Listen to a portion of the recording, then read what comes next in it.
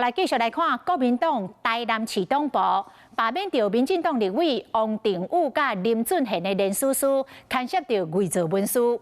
市党部副主委等11个人被起诉，即卖这个起诉书现更了，讲国民党组织部主任打电话来指示，要爱第2阶段罢免的连署书6000份，地方党部惊未付，最后是用抄的。 这是让王定宇真气愤，叫朱立伦都要来道歉。国民党回应讲，这减掉亚人处高经，制造寒蝉的效应，会让人惊甲唔敢讲话出声。骂双五来联署，由国民党主席朱立伦带头，台北市议员出动政车小厅，积极罢免另外立委。严告国民党台南市党部罢免民进党立委王定宇、林俊宪案件所有牵涉到伪造文书的情形。起诉书指出，国民党台南市党部副主委曾占辉今年1月20日暗时10点半，接到国民党组织部主任徐明正打电话指示，要求提供林俊宪加王定宇的罢免案。第1阶段提议一个名册，1人3000份，需要伫1月7日送到党中央。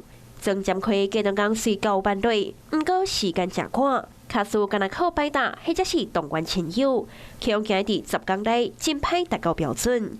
台南市党部最后决定以抄党员资料的方式，抄一份提供2块到3块，为做罢免案提议一个名册。由国民党内部由上而下一个系统性的集体性犯罪啊！台南市党部48个人集体犯罪，都已经认罪了。 就不要再鬼扯政治迫害了，应该好好道歉。红团去问话的党工甲亲戚朋友大部分拢认罪，朱立伦洪要求出面回释嘞。坦诚说聪明才是老方法。原定的联访临时取消，面对敏感的议题无回应。严告国民党发出声明，批评检调机关配合执政党找在野生效，将人押去门口警，是为着编出罪名，恶意炒作，制造阻吓的效果。是讲起诉书明确点名党中央组织部主任，要求连署书的分数，其中敢有指示抄写，或者是更较侪关联，就等检调免归秋庭调查真相。Hello， 我是易景，想要抢先掌握最及时的新闻资讯吗？赶快订阅、按赞、开启小铃铛，锁定华视新闻的 YouTube 频道。